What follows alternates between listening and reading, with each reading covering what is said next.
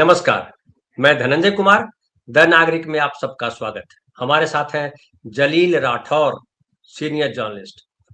जलील नमस्कार। भाई जो है हमारे चैनल पे आते रहे हैं, रात के कार्यक्रम में भी आते रहे हैं, लेकिन ऐसी जगह रहते हैं, जम्मू कश्मीर में रहते हैं, कश्मीर में रहते हैं, जहाँ देर रात आना उनके लिए पॉसिबल कई बार नहीं हो पाता है, खासे ठंड के दिनों में तो खास तौर पे। तो जलील भाई से हमने कहा कि जो है दिन में ही एक साप्ताहिक कार्यक्रम रखें और जलील भाई इसके लिए सहर्ष तैयार हो गए, तुरंत तैयार हो गए। इतना प्यार करते हैं हमको जलील भाई। और आज से सोमवार से हम जो है एक कार्यक्रम शुरू कर रहे हैं जलील भाई के साथ, जो हर सोमवार जलील भाई हमारे साथ होंगे और देश की राजनीति पे बात करेंगे। केवल कश्मीर तक सीमित नहीं रहेंगे, केवल जम्मू कश्मीर तक सीमित नहीं रहेंगे, बल्कि पूरे देश पर बात करेंगे। हम कि देश की राजनीति जो है किस तरह से चल रही है और देश की राजनीति आम आदमी को किस तरह से प्रभावित करती है। जलील भाई, आपका स्वागत है। और जम्मू कश्मीर की जब हम बात करते हैं तो जो नेशनल मीडिया है आजकल, तो ऐसे भी गटर मीडिया जो है वो अपने इंटरेस्ट में बात कर रहा है, आम आदमी उसके इंटरेस्ट में नहीं है। लेकिन जम्मू कश्मीर की खबरें जो आती हैं बाहर निकल करके, उसमें ये आता है कि बड़े अच्छे हालात नहीं हैं, लोग वहाँ खुश नहीं हैं। जम्मू कश्मीर को यूनियन टेरिटरी बना दिया गया, 2 भाग में बाँट दिया गया, अब 3 भाग में बाँटने की बात की जा रही है, उसमें भी अलग-अलग किस्म के झगड़े हो रहे हैं। और जम्मू कश्मीर जो कभी हिंदुस्तान का सरताज हुआ करता था, लोग कश्मीर की बात करते थे और करते थे कि स्विट्जरलैंड हिंदुस्तान का है। हमारा देश जो है अगर कहीं स्वर्ग है तो यही कश्मीर है, कश्मीर है, कश्मीर है। लेकिन कश्मीर जो है जब भी चर्चा में आता है तो आतंकवादी हमलों के लिए चर्चा में आ रहा है, पैलेट गन के लिए चर्चा में आ रहा है कि किस तरह से जो सेना के लोग हैं वो वहाँ के आम निवासियों पर पैलेट गन चला रहे हैं। अभी पैलेट गन बहुत चर्चा में है, चूँकि पैलेट गन वहाँ चलाया गया, जंतर-मंतर पर कहा गया, और राहुल गांधी इसको लेकर के सवाल कर रहे हैं, गृह मंत्री जवाब नहीं दे रहे हैं। और पैलेट गन का असर पहली बार जम्मू कश्मीर के बाहर के लोग देख रहे हैं। आप जलील भाई किस तरह से देख रहे हैं जो जंतर-मंतर पर आंदोलन हुआ, उसका क्या असर है जम्मू कश्मीर में? हम बात यहाँ से शुरू करते हैं। अ, धनंजय भाई, आपको मेरी तरफ से शुभकामनाएं और आपके जो दर्शक हैं उनको भी मेरी तरफ से शुभकामनाएं। ये जंतर मंतर जो था ये 12 साल के बाद एक एक ऐसा तूफान है जिसने सबको हैरान कर दिया, क्योंकि उम्मीदें मासूम हो रही थी और हर तरफ जो नाउमीदी का माहौल था, एक तारीकी छाई हुई थी। और उस दौरान एक रोशनी की किरण दिखाई दी कि जहाँ पे डर और खौफ के पर्दे को चाक करके ये हमारे जो जनजी या बच्चे हैं वो बाहर निकल आए और उन्होंने बड़ी अच्छी तरह और बड़ी मुखरता के साथ अपना विरोध दर्ज किया। और इस तरह दर्ज किया कि शायद तारीख में, ये 12 साल की तारीख में अगर हम देखें तो किसान आंदोलन जो था वो बहुत बड़ा आंदोलन था और उसमें हजारों किसान शामिल थे और कितने महीनों तक वो बिल्कुल पंजाब और हरियाणा के बॉर्डर पे डटे रहे। लेकिन तब भी हुकूमत को झुकाने में वो बुरी तरह पहले पहले नाकाम रहे, लेकिन फिर बाद में कुछ ऐसी परिस्थितियां हुई जिसमें महेंद्र सिंह टिकैत ने रोया और अपने गांव का पानी मांगा और उनके लिए पानी लेके, वो एक जज्बाती मैं मंजर था। महेंद्र और सिंह टिकैत के बेटे हैं वो। बेटे, हाँ, जी जी जी। जी। तो वो एक जज्बाती एक माहौल बन गया और उसके बाद किसानों के लिए भी एक अना का मसला बन गया और दोबारा से किसान जुट गए और उसके बाद हुकूमत को भी जुटना पड़ा और प्रधानमंत्री को कहना पड़ा कि शायद मेरी जो कोशिशें थी उसमें ही मेरे ही परिश्रम में कहीं कमी थी, जिसकी वजह से ये किसानों को ये पसंद नहीं आया और इसलिए ये कवानीन, जो 3 काले कानून थे, वो वापस लिए गए हैं। उसके बाद आप देखें कि ये जो स्टूडेंट जो होते हैं, ये ताकत का सरचश्मा होते हैं किसी भी मुल्क में, किसी भी कौम के लिए। जो वहाँ के तालिब इल्म होते हैं या स्टूडेंट्स होते हैं या जो मतलब जनजी जिसको कहें हम ओवरऑल, वो छात्र, वो एक ताकत होते हैं, ताकत का सरचश्मा होते हैं और वो एक नई नस्ल बहुत जज्बाती और गर्म खून की होती है और उनको अगर बिफर जाएँ तो सँभालना मुश्किल हो जाता है।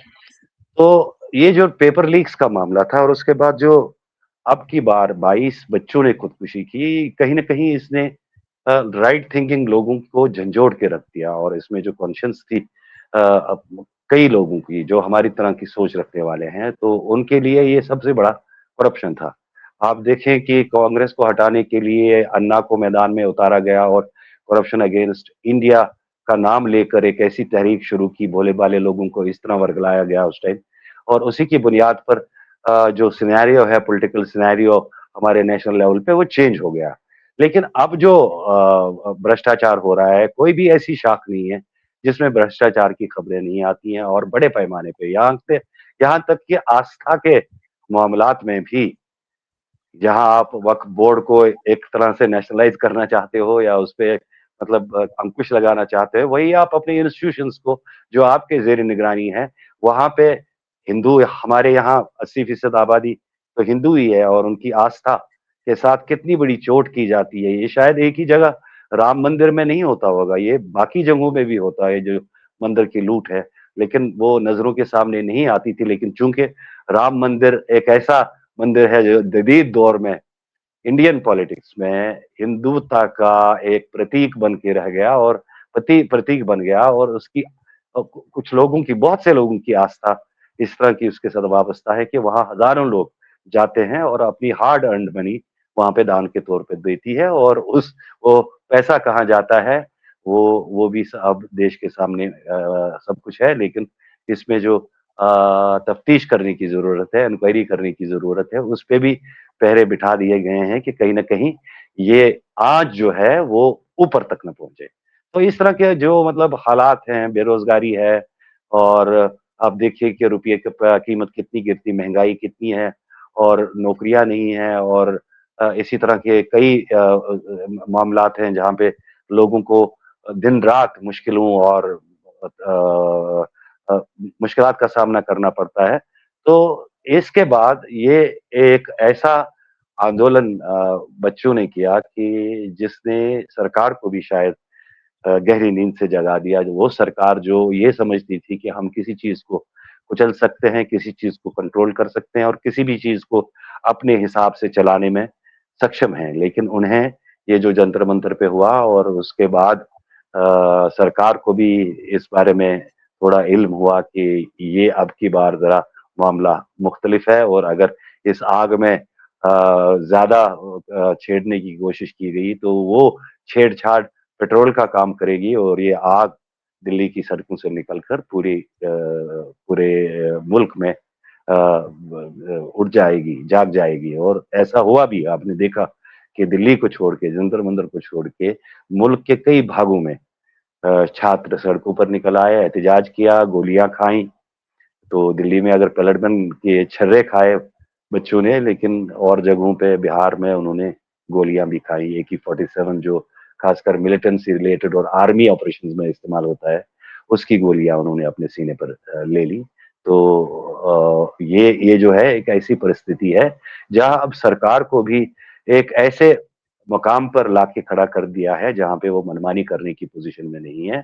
और अगर कोई भी और मसला हो, स्टूडेंट्स ने एक तरह से समझ लिया है कि हमारा पावर क्या है, और डेमोक्रेसी में उनके कॉन्स्टिट्यूशनल राइट क्या हैं, और उन हुकूक का इस्तेमाल करके वो अब किसी भी इशू को लेके एक तहरीक को जन्म दे सकते हैं। जी। जी, लेकिन जब जंतर-मंतर की हम बात करते हैं तो फिर दिखाई पड़ते हैं लद्दाख जो आपके जम्मू कश्मीर का ही हिस्सा हुआ करता था इसलिए मैं कह रहा हूँ कि उसको यही नरेंद्र मोदी सरकार ने जो है यूनियन टेरिटरी बनाया, उसको तोड़ा और 2 टुकड़े बना दिए। अब तो कहा जा रहा है कि और टुकड़े किए जाने की बात की जा रही है।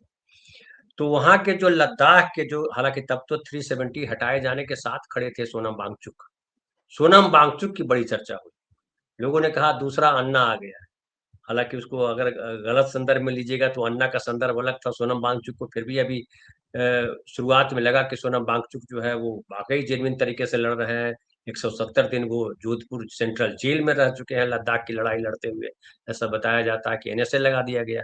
हालाँकि जो उनका रवैया उसमें साफ-साफ दिखाई पड़ता है कि कहीं न कहीं आरएसएस से वो कहीं न कहीं उनकी गाँठ या गर्भनाल जो है जुड़ा हुआ है, ऐसा दिखाई पड़ता है। उनकी पत्नी ने जो भी कहा, जो राहुल गांधी को लेकर के कहा, जो सनातन धर्म को लेकर के कहा, उसमें भी दिखाई पड़ता है। लोग कह रहे थे कि ये जो है, ये भी एक पार्ट बी है बीजेपी का, जैसे अन्य हुआ और इस तरह से हुआ ये।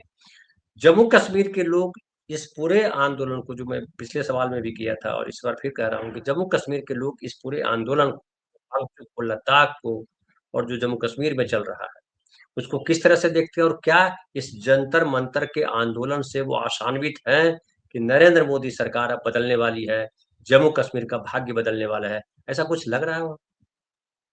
देखिए, जहाँ तक जम्मू कश्मीर की बात और आंदोलन की बात है, यहाँ के लोगों को मालूम है, मैं खासकर कश्मीर की बात करूँगा क्योंकि फैक्ट्स पे बात करनी चाहिए।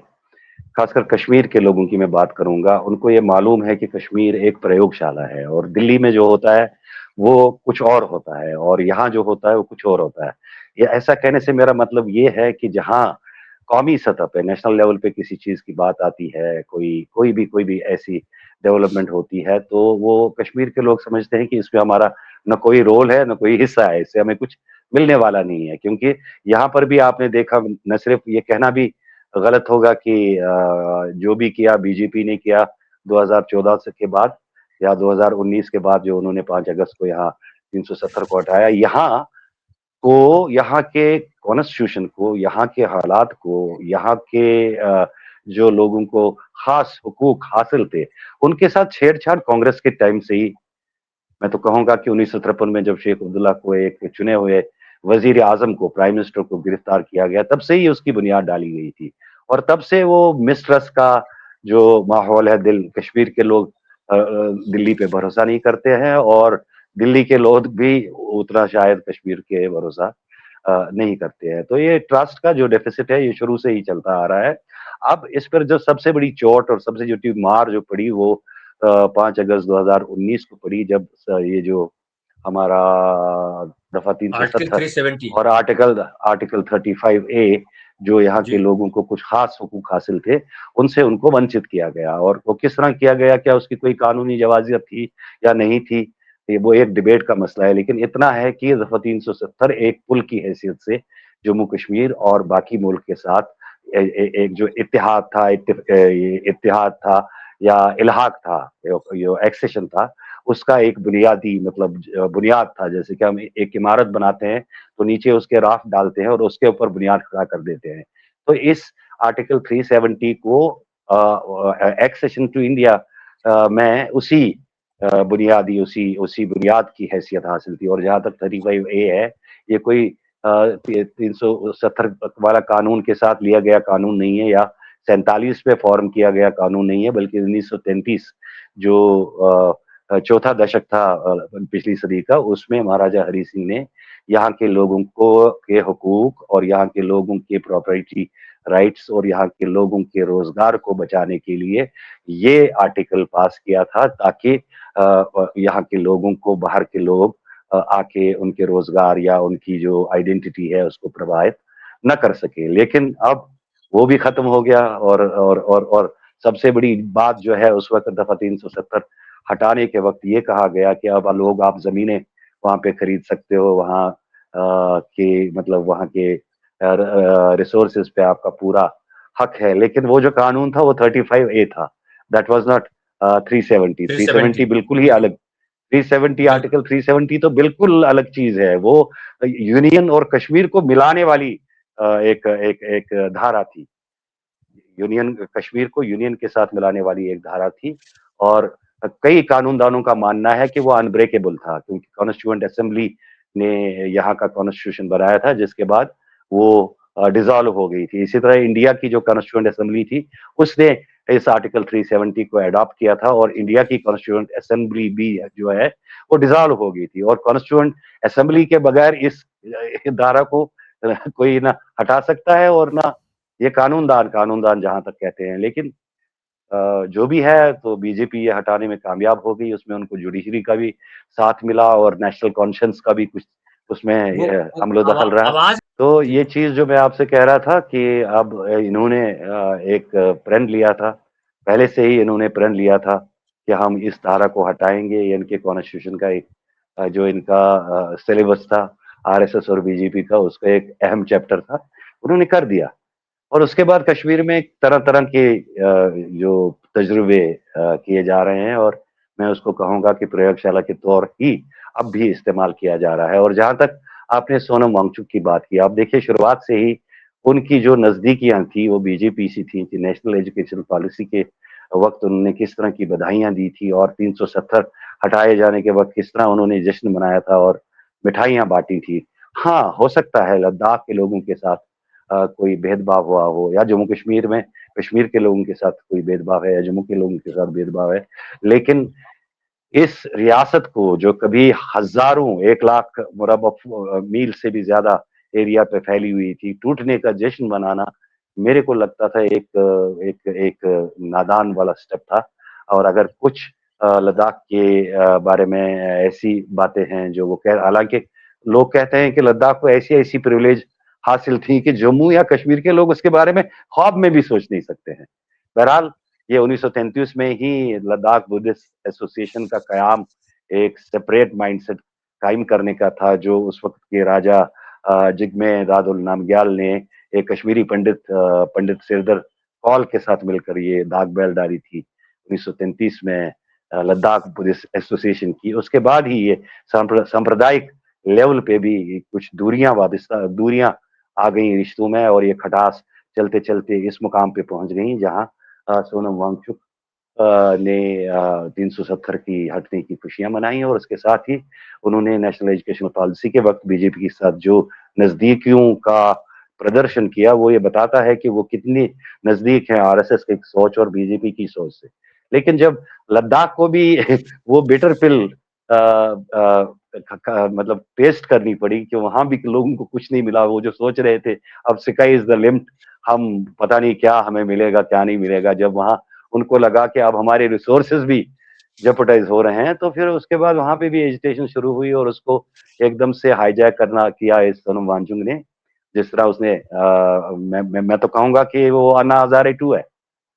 तो जिस तरह हम्म। उन्होंने वहां पे अनशन पे बैठ गए, तो अनशन के बैठे बैठे पहले बोला कि ये ए पॉलिटिकल बात होगी, हम किसी सियासी जमात के असर रसूख में नहीं आएंगे, और न हमें उनकी मदद की या उनके सपोर्ट की जरूरत है। लेकिन बाद में वो लेटे लेटे और मतलब भूख हड़ताल के दौरान उन्होंने राहुल गांधी को याद किया और कहा कि उन्हें तारीख कभी माफ नहीं करेगी। अरे भाई, राहुल गांधी आपको न्योता लेके गए थे कि आप आइए और यहाँ अनशन पे बैठिए। वो अपनी तहरीक अलग तरह से चला रही है। देश की सबसे पुरानी एक जमात है, जिस तरह बीजेपी है या कोई और जमात है, एक सियासी जमात है। नेशनल स्पेक्ट्रम पे इस जमात का अपना महत्व है और उसकी अपनी पॉलिसीज हैं। आपके जो पिताश्री है केजरीवाल, वो तो आ गए। ये केजरीवाल जी के साथ जो मतलब उनके रिश्ते, जो बाकी लोग हैं इस आंदोलन के जो ट्रिगर थे, उनके रिश्ते बताए जा रहे हैं कि केजरीवाल के साथ बहुत नजदीकी रहे हैं, और वो भी राहुल गांधी के आलोचक रहे हैं। तो आपको राहुल गांधी की क्या जरूरत है, अपने लोग तो आ गए। तो ये मैं समझता हूँ कि सोनम वांगचुक ने उसके बाद जिस तरह उन्होंने भूख हड़ताल तोड़ी, और वो ऐसा भी कर सकते थे कि भूख हड़ताल तोड़ने को मानते और प्रशासन से कह सकते थे कि मुझे आंदोलन की जगह पे ले जाइए, वहां पे किसी छोटे से छोटे आंदोलनकारी के हाथ से मैं पानी पीऊंगा। लेकिन उन्हें हॉस्पिटल में गले में मालाएं, गमछे और वो केसरिया रंग के गमछे पहना के वो खुशी महसूस की, और उनको लगा कि मैं शायद अगर मैं वैसा करूंगा तो अपने जो लोग हैं ये और ज्यादा नाराज हो जाएंगे। उसके बाद किताब बंद। वो आपको किसी भी जगह और कहीं भी अब जिस तरह की प्रताड़ना स्टूडेंट्स को सहनी पड़ती है, वहां पे आप सोनम वांगचुक को कहीं नहीं देखेंगे। तो एक जी। मरहला था, आ गया गुजर गया आंधी की तरह, मामला खत्म। जी। तो 2019 से खास करके, हालांकि ये बात करें तो हम तो 88, 89, 89 से 90 से जो चारा चला कश्मीर में, जम्मू कश्मीर के भीतर जो हुआ, जो सांप्रदायिक ध्रुवीकरण हुआ, जिस तरह से उन्माद फैला, वो तो अपनी जगह है। लेकिन 370 के बाद एक और उन्माद वहां फैला है, एक आक्रोश बना, या कहिए निराशा भी, आक्रोश वो निराशा में भी बदल गया कि अब जो आपने शुरुआत में कहा कि दिल्ली पर भरोसा नहीं करते रहे जम्मू कश्मीर के लोग, कांग्रेस ने भी जो है कई नुकसान किए, जम्मू कश्मीर के जो वादे थे उसको तोड़े। अब जो है 370 खत्म हुए, 335 ए का जिक्र किया, उसको खत्म हुए 6-7 साल तो हो गए। तो एक तो ये भी मुझे बताइएगा एक आध दो लाइन में कि कितने लोगों ने जमीन बेची वहां और कितने लोगों ने खरीद लिया बाहरी लोगों ने। ये भी एक बड़ा दिलचस्प होगा जानना बाहर के लोगों को, जो जम्मू कश्मीर के बाहर रहते हैं, जो सपना देख रहे थे, जिनको मंत्री जी सपना दिखा रहे थे कि अब तुम जम्मू कश्मीर में भी ज़मीनें खरीद सकते हो। अडानी जी का सहज प्रवेश हो गया होगा वहाँ। लेकिन एक इम्पोर्टेंट बात ये है कि ये जो सरकार अमर अब्दुल्ला की सरकार आई, और इस सरकार के आने के बाद राहुल गांधी की यात्रा भी हुई कन्याकुमारी से कश्मीर तक की। इन तमाम चीजों का क्या असर पड़ा है? क्या कुछ वापस विश्वास लौटा है, या सबको लग रहा है कि बस नाटक चल रहा है, हमारे साथ कोई खड़ा नहीं है, सब राजनीति है? नहीं, देश के जो राइट थिंकिंग लोग हैं उन पर यहाँ के लोगों का काफी भरोसा है। आप देखिए कि यहाँ पे जो पर्यटक लोग आते हैं, वो यहाँ पे ऑन कैमरा खुशी महसूस करते हैं ये बोलने के लिए कि यहाँ आकर उन्हें किस तरह की खुशी महसूस हुई, किस तरह की अपनाइयत महसूस हुई, और किस तरह वो एक सेफ माहौल में, जहाँ अगर उनके लाखों रुपए भी कहीं गिर जाए वो वापस मिलते हैं, उनको उनके आईफोन्स गिरे हैं कहीं तो वापस। अभी तक तो कोई ऐसी शिकायत पुलिस में दर्ज नहीं है कि किसी पर्यटक की कोई चीज खो गई और उसको वापस नहीं मिली हो, और ये पब्लिक लेवल पे होता है। ये ऐसा नहीं है कि पुलिस में जाके वो रिपोर्ट करते हैं। यहाँ पे कुछ ऐसे लोग हैं जो इन कामों में पेश है। अगर कहीं भी किसी टूरिस्ट को कोई भी नुकसान हो तो वो आपस में उस चीज को हाईलाइट करके मिनटों में या घंटों में इन चीजों को वो वापस दिलाते हैं और इन प्रॉब्लम को हल करते हैं। तो लोग यहाँ आ रहे हैं, ऐसा नहीं है। देश के जो आम लोग हैं वो यहाँ आ रहे हैं, वो यहाँ आने में संकोच नहीं कर रहे हैं। हालांकि कहीं अभी हाल ही में एक बड़ी मैं कहूँगा कि एक बड़ी दर्दनाक वारदात हुई कुलगाम एरिया में। 2 जो माइग्रेंट लेबरर्स थे उनको मारा गया। तो यहाँ भी यहाँ के लोग ये नहीं समझ रहे हैं कि इनोसेंट लोगों को क्यों मारा जा रहा है। एक ज़माना था कि जो मिलिटेंसी थी वो बेलगाम थी, अवेयर थी। यहाँ पे ऐसे-ऐसे हालात भी हुए जहाँ पे इज़्ज़तदार लोगों की टोपियाँ, उनके सा ब ब दस्तार, साफ़े उतारे गए।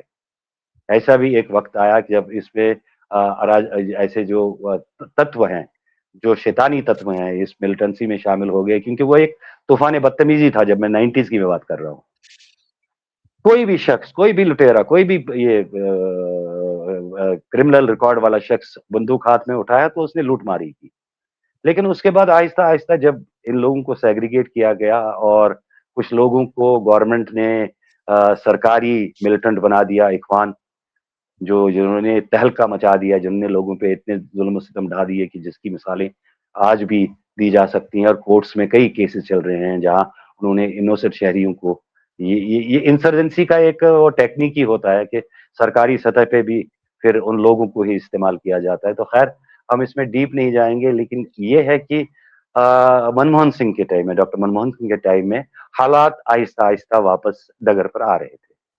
लेकिन उसके बाद जिस तरह मिसहैंडल किया गया कश्मीर को, और जिस तरह से 2019 में कि किसी भी कश्मीरी के वहम-गुमान, लीडरशिप को, न आम लोगों को ये वहम-गुमान में था कि एक पूरी एक चट्टान, एक ऐसी चट्टान जो किसी तरह नहीं टूट सकती है, वो दफ़ा 370 को समझते थे लोग। लेकिन उस चट्टान पे चोट पड़ी, हथौड़ा पड़ा तो उसको तोड़ दिया गया, तो लोगों की आस्था जो भी है और या जो आशाएँ हैं, वो भी कहीं तितर-बितर हो गई।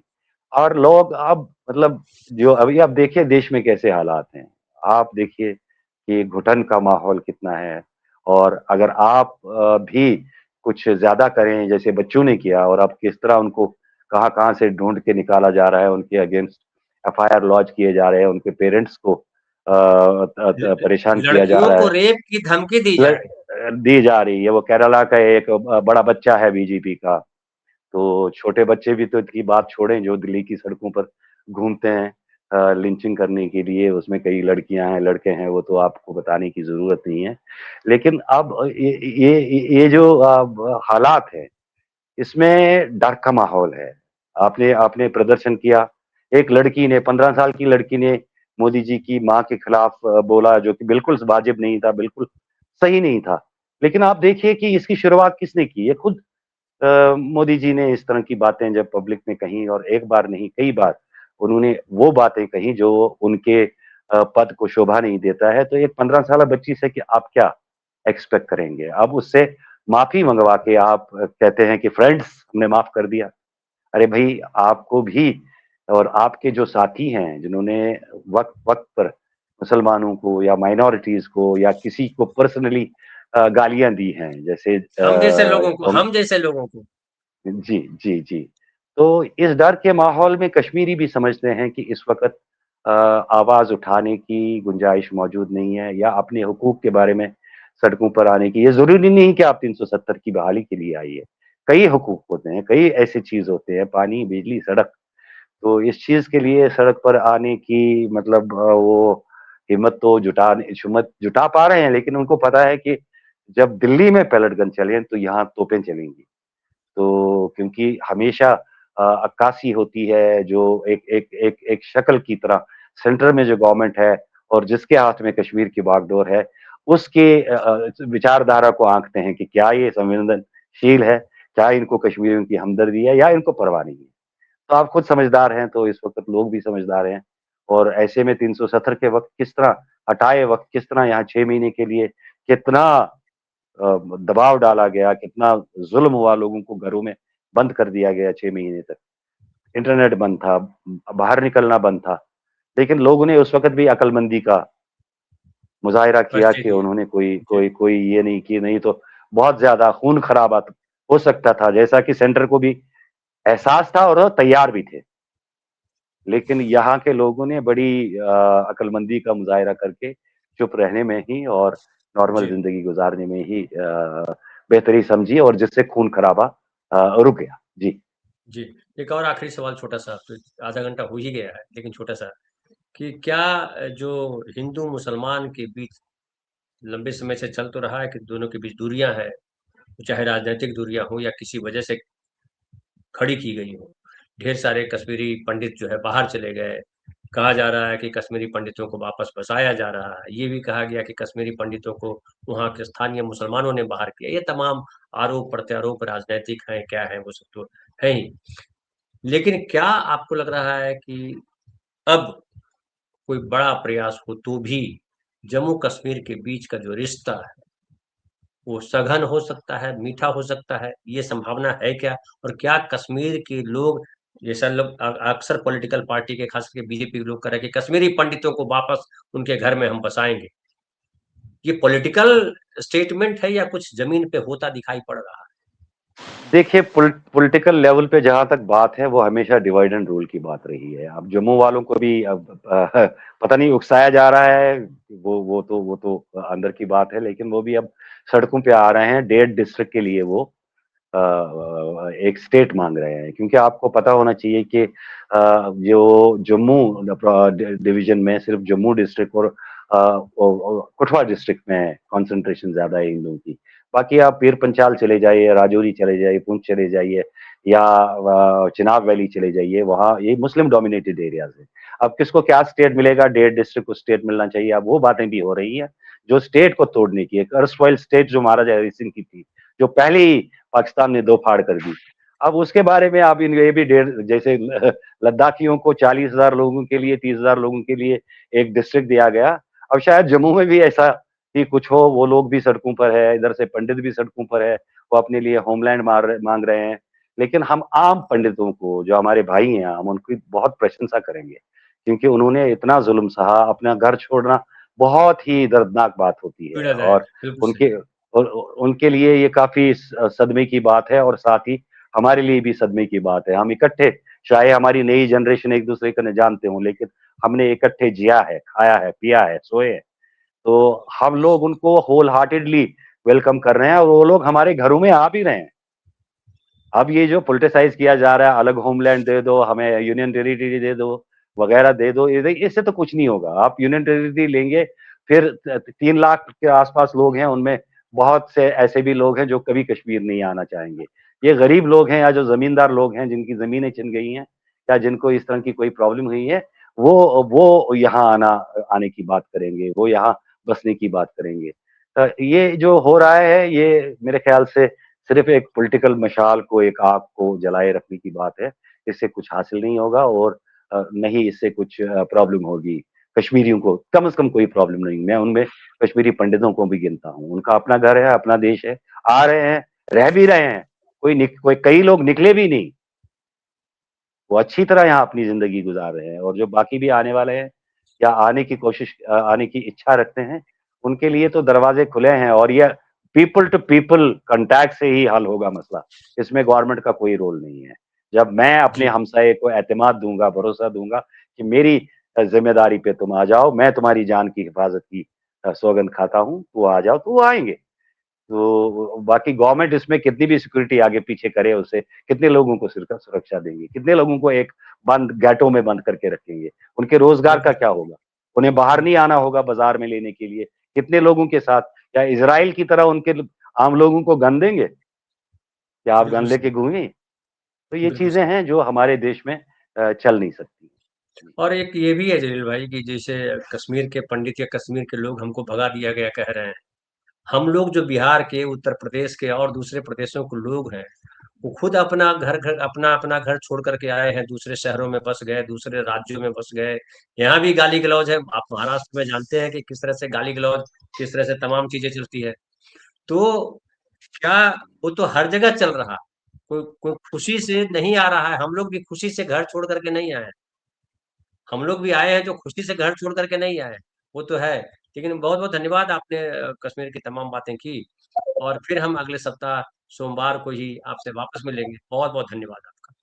और आप थैंक तमाम यू, साथी थैंक जो यू, देख रहे हैं, आपका भी बहुत बहुत आभार। कैसा लगता है कार्यक्रम, जरूर बताइए। धन्यवाद जलील भाई, धन्यवाद।